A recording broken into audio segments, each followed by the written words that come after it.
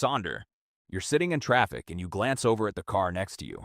There's just some random person in there tapping their fingers on the wheel, completely in their own world. And for a second, it hits you.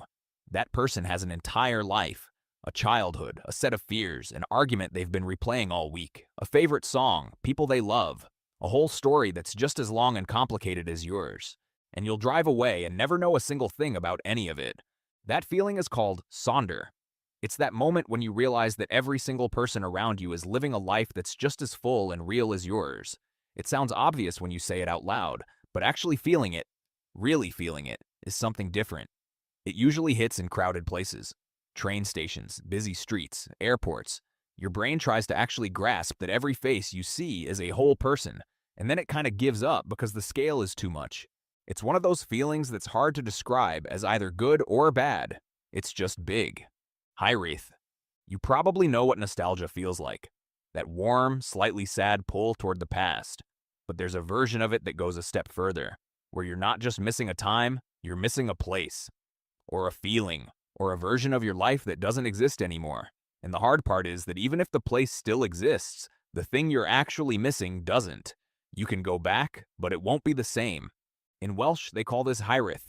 It's a longing for home, but a home you can't return to, or maybe one that never quite existed the way you remember it. Welsh speakers will tell you it genuinely doesn't translate into English, not because they're being dramatic, but because we really don't have a word for it.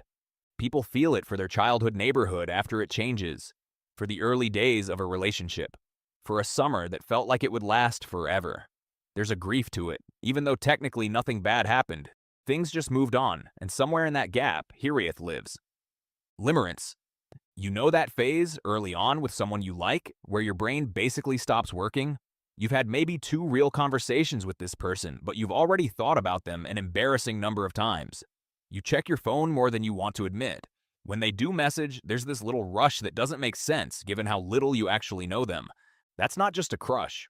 A psychologist named Dorothy Tenoff studied this in the 1970s and gave it a name, limerence. What makes it different from just liking someone is how involuntary it is. You're not choosing to think about them constantly. Your brain is just doing it, over and over, and it doesn't stop until it gets the information it's looking for. Because the real thing limerence is after is reciprocation. It's not just about the person, it's about whether they feel it too. Every small thing they do gets read into.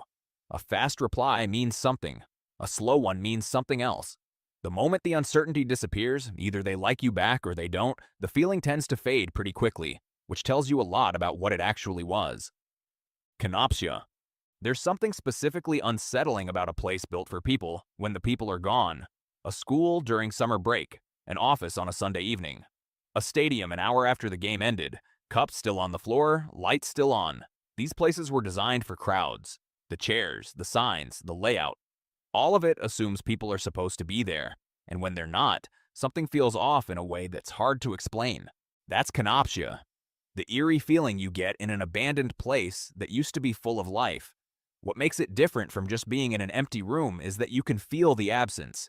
If you'd never known the place was full, it would just be a room. But because you know what it's supposed to be, the emptiness has a texture to it. People get the same feeling from old social media profiles that haven't been touched in years, or home videos of people who have since died. The structure is still there. The person isn't. And that gap creates something genuinely strange. Chrysalism. There's a reason so many people say they love rainy days, and it's more specific than just liking the look of rain. When it's properly pouring outside, loud enough to hear, bad enough that going out would be miserable, and you're inside, warm, with nowhere to be, something shifts. The outside world and all its demands becomes physically unreachable. And in that, there's a kind of permission. Permission to stay put, to not deal with anything, to just exist where you are. This is chrysalism, named after the chrysalis, the cocoon a butterfly lives in before it emerges. It's that specific feeling of being sealed off from the world in a way that feels safe rather than trapped. What makes it work is the contrast. The noise of the storm outside is actually part of what makes the warmth inside feel so good. Your brain registers the difference and relaxes. That's the feeling. It's why some people will crack a window just to hear the rain better. Velocore. Used bookshops have an atmosphere that's hard to put your finger on. It's not just the smell of old paper, though that's part of it.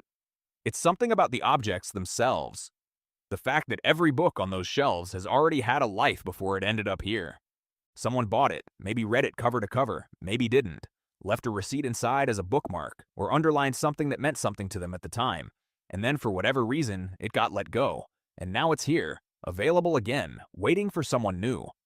Velicor is the word for that feeling.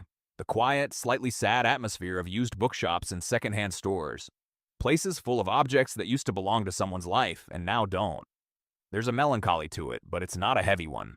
It's more like a soft reminder that time passes, things change hands, and the world is full of small histories you could spend a lifetime discovering.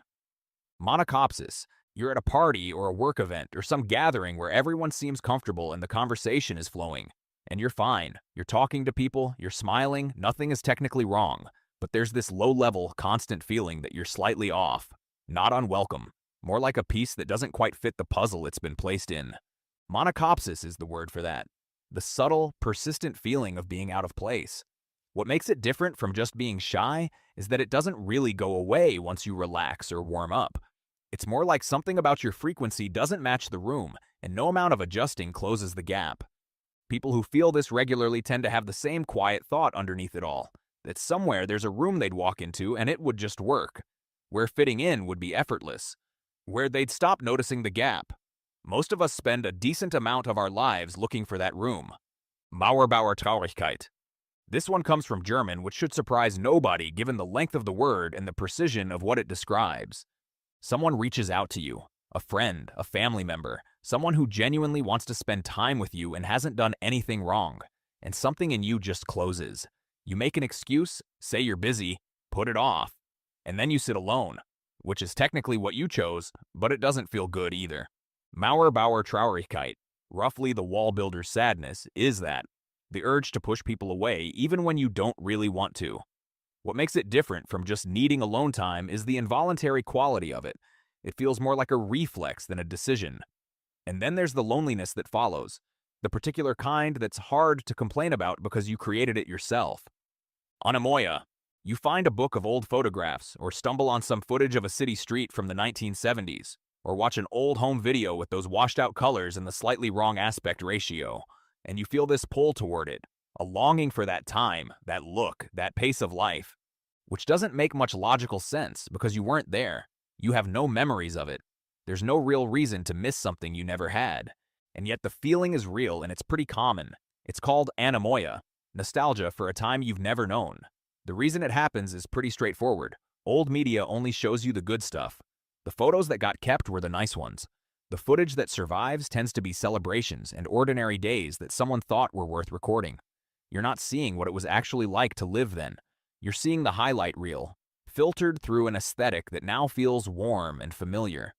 What you're really longing for is probably simplicity, and the past just happens to be the easiest place to project that onto. Oculism. Sometimes, usually when you're tired or staring at the sky too long, you get this sudden, uncomfortable sense of how small you are. There are 8 billion people on this planet right now, all doing something. The universe is so large, the numbers stop meaning anything. You are one person in one place, in one tiny window of time, in a history that goes back billions of years. And yet somehow, the thing you said at work last Thursday is taking up most of your brain right now. That feeling is called oculism, the awareness of how small your experience is compared to the actual scale of everything. Some people find it freeing, like the pressure comes off when nothing matters that much in the big picture. Others find it unsettling, like the floor briefly disappearing. Most people find it both, depending on the day. Either way, it tends to show up uninvited and leave on its own schedule. Onism. You're going to live one life, one timeline, one body, one sequence of days, and at some point that becomes very real to you. Every choice you make is also a choice not to make 100 others. Every city you live in is a city you picked over dozens you didn't. Every path you take closes off paths you won't. The life you're building is, by definition, being built at the cost of every other version you could have had. Onism is the frustration of being stuck in just one place and one life. The quiet awareness of how much you're missing simply by being here, living this version, rather than any of the other ones that were technically available to you. It tends to show up when you're reading about a place you'll probably never visit, or watching a documentary about a completely different kind of life and feeling the gap. The internet has probably made this worse. You've never had such easy access to evidence of all the lives you're not living. Every corner of human experience is one click away, which is incredible, and also sometimes a lot to sit with. Because no matter what you choose, you're always aware of everything you didn't.